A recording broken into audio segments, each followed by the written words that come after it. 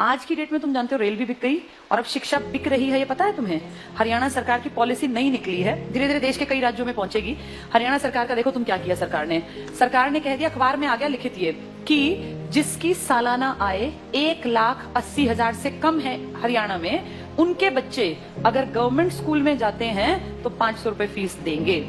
Free में नहीं, 500 रुपए फीस देनी पड़ेगी। और अगर उनके बच्चे प्राइवेट स्कूल में जाते हैं तो सरकार उनको 1100 रुपए देगी। ये तो उनको मिलेंगे अगर उनके बच्चे जाएंगे तो, और ये उनको देने हैं। अब बताओ आदमी क्या करेगा? देने वाला काम करेगा, मिलने वाला काम करेगा? भाई आदमी का बच्चा अगर गवर्नमेंट में जाता है तो पैसे देगा और प्राइवेट में जाएगा तो सरकार देगी। बताओ आदमी क्या करेगा? प्राइवेट भेजेगा, अपने घर से 500 क्यों लगाएगा? एक तो सरकारी एक तो प्राइवेट। तो आम जो ये गरीब आदमी अपने बच्चे को कहाँ भेजेगा? ये देखो कितनी अच्छी चाल है, अगर तुम्हें समझ में आया तो। ये चल रही है सरकार, 1100 रुपए सरकार कहती है हम भर देंगे आपके बच्चे के, आपको चिंता नहीं करनी। अगर आपने सरकारी में पढ़ाया तो कितने रुपए लेंगे? 500। तो आदमी सोचेगा 2 बच्चे हैं, क्यों 1000 रुपए फूकूं, इससे बढ़िया प्राइवेट भेजूं, सरकार देगी मेरे बच्चे के पैसे, देगी भी सरकार। 1-2 साल बाद क्या होगा? सारे सरकारी स्कूल धीरे धीरे क्या हो जाएंगे? खत्म हो जाएंगे, खाली हो जाएंगे, बिल्डिंग खाली, एडमिशन 0। 1 साल 2 साल 5 साल बाद क्या होगा? सारे एडमिशन 0 0 0। फिर सरकार दिखाएगी बजट में कि तो घाटे का नुकसान का सौदा है, सरकारी स्कूल बंद पड़े हैं जी, बिना बात इन टीचर्स को हम इतनी सैलरी दे रहे हैं, चपड़ासी रखे हुए हैं, हेडमास्टर है, कोई बेल बजाने वाला है, बच्चा तो कोई आता नहीं। तो कहेंगे काम करो, इसको बेचो, इस प्रॉपर्टी को बेचना स्टार्ट करो। सरकारी प्रॉपर्टी है, हर गांव में सरकारी स्कूल है। आप सोचो कितने स्कूल होंगे भारत में। धीरे धीरे करके अगले आने वाले 5 से 7 साल का भारत ऐसा बता रही हूँ मैं, जो होगा देखना तुम्हारे सामने।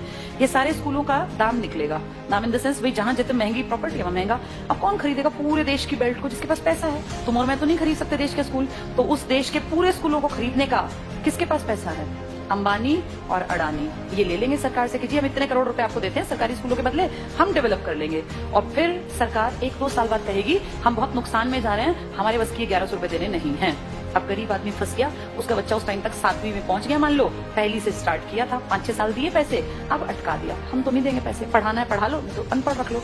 अब वो बेचारा गया कि वापस सरकारी में जाके देखो तो सरकारी पे तो ताला है, बोर्ड बदला हुआ है। किसके पास है वो बोर्ड? अब अंबानी। अब अंबानी अडानी प्राइवेट स्कूल है, तो वो जाके फीस पता करेगा तो भैया मैं तो नहीं पढ़ा सकता। वहां से भी गया और वहां की औकात नहीं है, दोनों गए। आने वाले समय में आदमी वो पढ़ा पाएगा जिसके पास बहुत ज्यादा पैसा होगा। देखते देखते तुम्हारी सारी सुविधाएं सरकार से छीन छीन के किसके पास पहुंचाई जा रही हैं?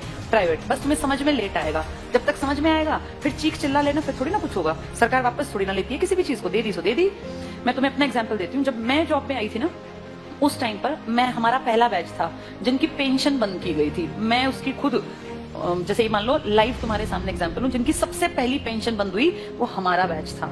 हमें समझ नहीं आया कि सरकार ने क्या किया, क्योंकि उस टाइम हमारी उम्र थी 20-21 साल। 20-21 साल के बच्चे को थोड़ी ना पेंशन की कीमत पता है। लेकिन अब जब उम्र बढ़ रही है तो समझ में आ रहा है सरकार ने सब कुछ खत्म कर दिया बुढ़ापे का। तुम्हारे माँ बाप अगर किसी के गवर्नमेंट जॉब में थे और अगर वो रिटायर्ड हैं तो तुम्हें इसकी कीमत पता होगी। पता है इसकी कीमत क्या है? किसी के सामने आखिरी सांस तक हाथ नहीं फैलाना पड़ता। ये है पेंशन की कीमत। आपका बेटा निकम्मा निकले, नालायक निकले, बेटी आपके लिए कुछ ना करे, आपको चिंता ही नहीं। आपकी पेंशन आती है, 5-7 हजार रुपए में झाड़ू पोछा कपड़े बर्तन धोने वाली मिल जाती है। कोई भी एक मेड रख लो, 5-10 हजार की खाने वाली। बुढ़ापे में पैसा बचा के करोगे क्या?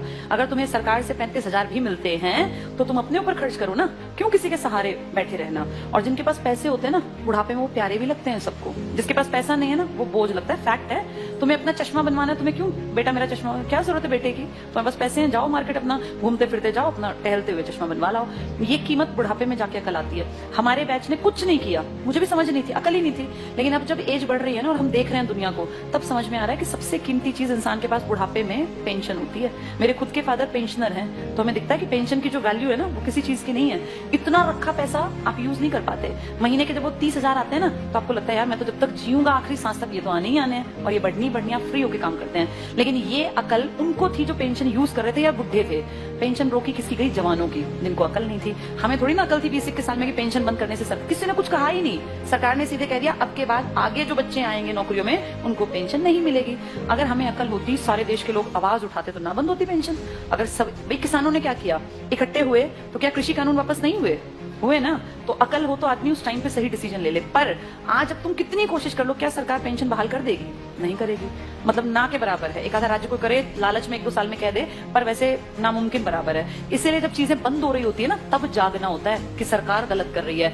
अब सरकार स्कूलों की तरफ गलत कर रही है। इसकी अकल 7-8 साल बाद की जनरेशन को आएगी, जब वो देखेंगे कि पढ़ाने के लिए ना तो सरकारी बचेंगे और प्राइवेट मुंह खोल के पैसे मांगेंगे।